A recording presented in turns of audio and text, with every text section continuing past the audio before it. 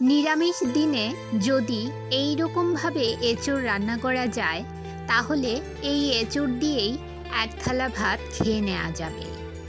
যারা এঁচোড় খেতে পছন্দ করেন না, এইভাবে এঁচোড় বানিয়ে দিলে তারাও আঙুল চেটে খাবে। নমস্কার বন্ধুরা, মনিকাস ফুড খাজানাতে সবাইকে স্বাগত জানিয়ে শুরু করছি আমার আজকের নিরামিষ এঁচোড়ের রেসিপি। আমার পাশে থেকে ভিডিওটি শেষ পর্যন্ত দেখুন। আশা করছি আজকের রেসিপি সবার খুব ভালো লাগবে। নিরামিষ এঁচোড় তৈরি করতে এখানে নিয়েছি 500 গ্রাম এঁচোড়। এঁচোড়টাকে ভালো করে কেটে ধুয়ে নিয়েছি। আর নিয়েছি দুটো মিডিয়াম সাইজের আলু, ডুমো ডুমো করে কেটে নিয়েছি। আর নিয়েছি এক বাটি ভেজানো ছোলা। এবারে প্রেসার কুকারে এঁচোড়গুলো নিয়ে নেব আর তার সাথে নিয়ে নেব ভেজানো ছোলা। এর মধ্যে দিয়ে দেব সামান্য পরিমাণ জল আর দিয়ে দেব সামান্য নুন ও সামান্য হলুদ গুঁড়ো। আর দিয়ে দেব 1 চামচ সর্ষের তেল। এঁচোড় সেদ্ধ করার সময় সর্ষের তেল দিয়ে সেদ্ধ করলে এঁচোড়ের গায়ে যে কষ থাকে সেটা আর প্রেসার কুকারের গায়ে লেগে যাবে না। এবারে প্রেসার কুকারের ঢাকা বন্ধ করে লো মিডিয়াম ফ্লেমে দুটো হুইসেল দিয়ে নামিয়ে নেব। এদিকে এঁচোড়ের জন্য একটা মশলা তৈরি করে নিচ্ছি। এর জন্য গ্যাসের চুলায় একটা কড়াই বসিয়ে এতে দিয়ে দিলাম 1 চামচ গোটা জিরে, 1 চামচ গোটা ধনে, দারচিনি, এলাচ, লবঙ্গ, একটা তেজপাতা আর 5-6টা গোটা গোলমরিচ। শুকনো খোলায় একদম লো ফ্লেমে 2 মিনিট সময় নিয়ে এই গোটা মশলাগুলো আমি নেড়ে চেড়ে রোস্ট করে নেব।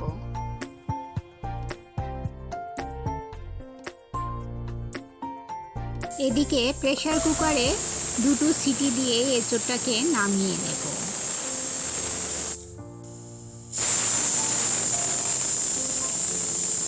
দু মিনিট সময় নিয়ে লো ফ্লেমে গোটা মশলাগুলো কিছুক্ষণ রোস্ট করে নেওয়ার পর যখন মশলা থেকে খুব সুন্দর গন্ধ বের হবে, এই পর্যায়ে গ্যাসের ফ্লেম বন্ধ করে মশলাগুলো নামিয়ে ঠান্ডা হওয়ার পর একটা পাউডার তৈরি করে নেব। কড়াই থেকে মশলাগুলো নামিয়ে নেওয়ার পর এবারে দিয়ে দিলাম 3 টেবিল চামচ পরিমাণ সর্ষের তেল। আজকের রান্নাটা আমি সর্ষের তেলেই করব।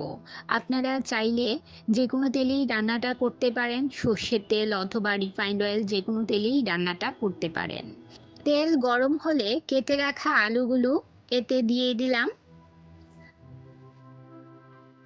আর এতে দিয়ে দেব সামান্য নুন ও সামান্য হলুদ গুঁড়ো। নুন ও হলুদ গুঁড়ো দিয়ে হাই মিডিয়াম ফ্লেমে আলুগুলো লাল লাল করে ভেজে নেব। বন্ধুরা, আমার চ্যানেলে আজকে যারা নতুন, যারা এখনও আমার চ্যানেলটি সাবস্ক্রাইব করেননি, তাদের কাছে অনুরোধ, আমার চ্যানেলটি সাবস্ক্রাইব করে পাশে থাকা বেল আইকনটি প্রেস করে রাখুন আর নোটিফিকেশন অন করে রাখুন, যাতে যখনই আমি কোনো নতুন ভিডিও আপলোড করি তা যেন সবার প্রথম পৌঁছে যায় আপনাদের কাছে। হাই মিডিয়াম ফ্লেমে আলুগুলো লাল লাল করে ভেজে নিয়েছি। এবারে আলুগুলো একটা পাত্রে তুলে নেব। আলু ভাজার পর কড়াইতে যে তেল ছিল তাতেই আমি সেদ্ধ করে রাখা এঁচোড় আর ছোলা সামান্য ভেজে নেব।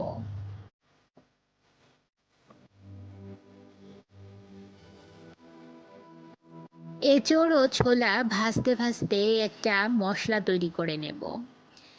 এদিকে একটা মিক্সি জারে নিয়ে নিলাম দুটো মিডিয়াম সাইজের টমেটো আর তার সাথে নিয়ে নিলাম 3-4টে কাঁচা লঙ্কা ও দুটো শুকনো লঙ্কা। এর একটা স্মুথ পেস্ট তৈরি করে নেব। এঁচোড় ও ছোলা হালকা করে ভেজে নিয়েছি। এবারে কড়াই থেকে নামিয়ে নেব। বন্ধুরা, আমার চ্যানেলের রেসিপিগুলো যদি আপনাদের ভালো লেগে থাকে তাহলে লাইক, কমেন্ট ও সাবস্ক্রাইব করে আমার পাশে থাকবেন। কমেন্ট বক্সের পাশেই দেখবেন একটা হার্ট বাটন আছে, সেই বাটনটাও প্রেস করে দেবেন। এতে করে আমার এই ভিডিও আরও বহু লোক দেখার সুযোগ পাবে। এঁচোড় ও ছোলা নামিয়ে নেওয়ার পর কড়াইতে দিয়ে দিলাম আরও 2 চামচ পরিমাণ সর্ষের তেল। তেল গরম হলে ফোড়নে দিয়ে দেব 2টো শুকনো লঙ্কা ও হাফ চামচ গোটা জিরে। মিডিয়াম ফ্লেমে নেড়েচেড়ে ফোড়নটাকে কিছুক্ষণ ভেজে নেব। ফোড়ন থেকে যখন সুন্দর গন্ধ বের হবে এই পর্যায়ে এতে দিয়ে দেব 1 চামচ আদা বাটা। আদা বাটা দেওয়ার পর কিছুক্ষণ নেড়ে নেব যাতে আদার কাঁচা গন্ধ চলে যায়। এবারে এতে দিয়ে দেব হাফ চামচ হলুদ গুঁড়ো ও হাফ চামচ লাল লঙ্কার গুঁড়ো। এতে করে রান্নায় খুব সুন্দর কালার আসবে। নেড়েচেড়ে মিশিয়ে নিয়ে এবারে এতে দিয়ে দেব পেস্ট করে রাখা টমেটো ও কাঁচা লঙ্কা। আর এতে দিয়ে দেব স্বাদ মতো নুন। যেহেতু এঁচোড় আলু ভাজার সময় নুন দিয়েছিলাম, তাই নুনের পরিমাণটা একটু বুঝে দেবেন। আর দিয়ে দেব ভেজে রাখা মশলা, যে ভাজা মশলাটা আমি তৈরি করে রেখেছিলাম সেই মশলাটা এখানে দিয়ে দেব। নেড়েচেড়ে ভালো করে মিশিয়ে নিয়ে লো মিডিয়াম ফ্লেমে 2 মিনিট সময় নিয়ে মশলাটাকে খুব ভালো করে কষিয়ে নিতে হবে।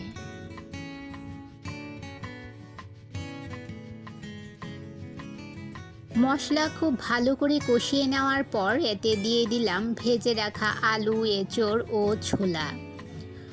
মশলার সঙ্গে নেড়েচেড়ে খুব ভালো করে মিশিয়ে নিয়ে ঢাকা দিয়ে আরও 2 মিনিট কষিয়ে নেব। এতে করে মশলা খুব ভালোভাবে সবজির ভেতর ঢুকে যাবে। 2 মিনিট পর ঢাকা সরিয়ে নিলাম। নেড়েচেড়ে দেখে নিচ্ছি সবজিগুলো নিচে লেগে না যায়। এবারে এতে দিয়ে দেব পরিমাণ মতো জল, আর তার সাথে দিয়ে দিলাম 1 চামচ চিনি। নিরামিষ রান্নায় সামান্য মিষ্টি দিলে খেতে বেশ ভালো লাগে। এবারে নেড়েচেড়ে মিশিয়ে নিয়ে হাই মিডিয়াম ফ্লেমে ঢাকা দিয়ে 5 মিনিট রান্না করে নেব। 5 মিনিট পর ঢাকা সরিয়ে নিলাম। দেখুন ঝোল খুব ভালোভাবে ফুটে উঠেছে।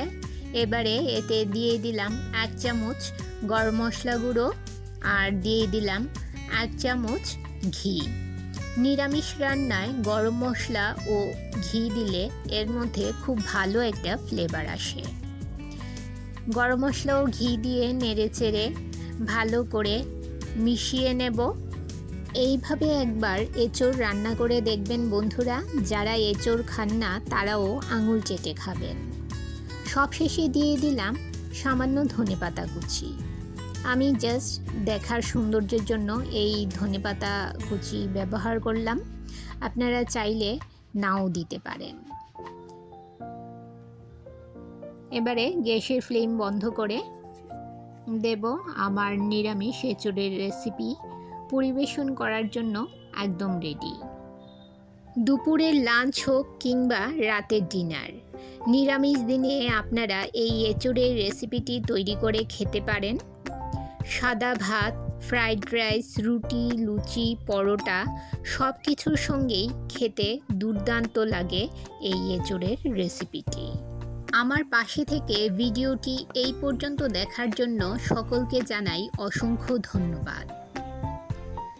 আমার আজকের এই নিরামিষ এঁচোড়ের রেসিপি আপনাদের কেমন লাগলো অবশ্যই কমেন্ট করে জানাবেন, আর ভালো লাগলে শেয়ার করবেন আপনাদের আত্মীয় ও বন্ধুদের কাছে। তাহলে বন্ধুরা আজ এই পর্যন্তই। আবার দেখা হবে আরেকটি নতুন ভিডিওতে নতুন রেসিপি নিয়ে। সবাই ভালো থাকবেন, সুস্থ থাকবেন।